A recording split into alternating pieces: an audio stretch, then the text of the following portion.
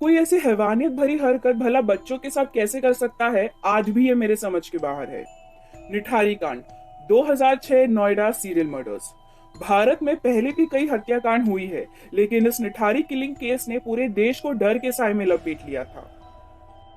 देश का सबसे बड़ा सनसनी केस 2005 में हुआ था, जब निठारी विलेज के पुलिस स्टेशन में कई बच्चों की गुमशुदा होने की खबर दर्ज कराई जा रही थी।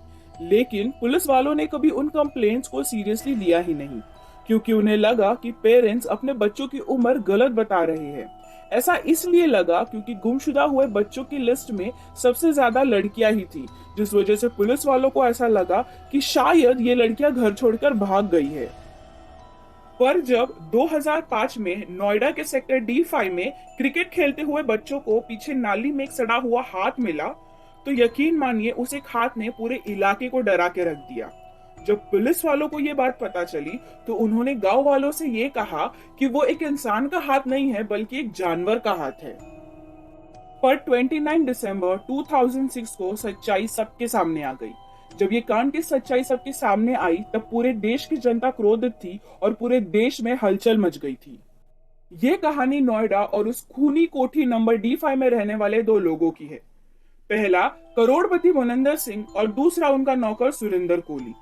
ये दोनों इंसान नहीं बल्कि राक्षस कहलाने के लायक है, क्योंकि इन्होंने एक नहीं बल्कि 17 मासूम बच्चों के साथ गलत और गंदा काम किया और फिर उन्हें मारकर उसी कोठी में गाड़ दिया। उस कोठी में रहने वाले दो नरपिशाच, मुनिंदर सिंह और सुरेंद्र कोहली, ये दोनों गांव के भोले भाले मासूम बच्चों को किसी न किसी बहाने अपने पास बुलाते थे और उनके साथ हैवानियत भरा वाकया करने के बाद उनकी जान ले लेते थे। मगर मारकर उनका मन नहीं भरता था, वो उनकी लाश के छोटे छोटे टुकड़े करते थे। कुछ टुकड़ों को वो पका के खा जाते थे, बाकी टुकड़ों को पीछे नाली में फेंक देते थे और बची हुई हड्डियों को उसी कोठी में गाड़ देते थे।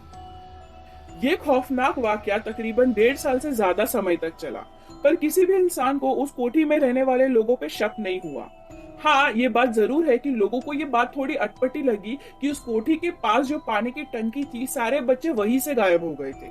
पर गांव वालों को ऐसा लगा कि शायद उस पानी की टंकी के पास कोई भूत है जो बच्चों को निगल जाता है। ये दोनों नरपिशाची तब पकड़े गए जब 7 मई 2006 में पायल नाम की लड़की गायब हुई। पायल मुनिंदर सिंह के कोठी में रिक्शा से गई थी। उसने रिक्शा वाले भैया को बाहर रुकाया और कहा कि वो कोठी से बाहर आने के बाद उनके पैसे दे देगी। पर कुछ देर बाद जब पायल बाहर नहीं आई, तो रिक्शा वाले भैया ने कोठी का दरवाजा खटखटाया। सुरेंद्र कोहली ने वो दरवाजा खोला और रिक्शा वाले से कहा कि पायल तो काफी देर पहले यहाँ से चली गई है। तब रिक्शा वाले भैया ने उससे कहा कि वो पूरे वक्त कोठी के बाहर ही खड़ा था और पायल बाहर नहीं आई। ये सारी बात पायल के घर वालों तक पहुंच गई और इसके बाद पायल के पिता नंदलाल ने FIR लिखवाया कि उसकी बेटी उसी कोठी से गायब हुई है। अब पुलिस पूरी तरह जांच में जुट गई। नंदलाल ने पुलिस पे ये दबाव डाला कि वो कुछ भी करके उनकी बेटी को ढूंढ निकाले, क्योंकि अब इस वक्त निठारी से तकरीबन 1 दर्जन से ज्यादा बच्चे गायब हो चुके थे। अब पुलिस को यह जानकारी मिली कि पायल के पास एक फोन था जो अब स्विच ऑफ था। पुलिस ने उस फोन की कॉल डिटेल्स निकलवाई तो मुंबई से लेकर तमाम जगहों के नंबर मिले और पुलिस ने नंबरों की जांच शुरू की। जांच के दौरान पुलिस को सुराग मिला और उसी सुराग के बल पे पुलिस ने कोठी पे छापा मारा। कोठी के जांच के दौरान पुलिस को कोठी के पीछे डाले में बच्चों की लाशों के टुकड़े मिले और जमीन में दफन बच्चों की हड्डियां, और इस तरह निठारी के नरपिशाची का सच 2006 में सबके सामने आ गया।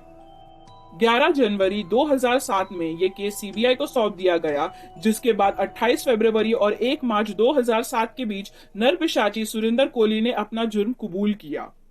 गाजियाबाद के स्पेशल CBI कोर्ट ने सुरेंद्र कोहली और मोनिंदर सिंह को निठारी किलिंग केस में फांसी की सजा सुना दी। आज भी निठारी कांड की कहानी एक दर्दनाक यादगार है, जो हमें ये बताती है कि दुष्कर्म की वजह से कितना नुकसान हो सकता है और हमें उसे रोकने के लिए हमेशा सतर्क रहना चाहिए। अगर आपको क्राइम से रिलेटेड स्टोरीज या फिर डॉक्यूमेंट्रीज पसंद है, then make sure to subscribe to my channel and then hit the bell icon.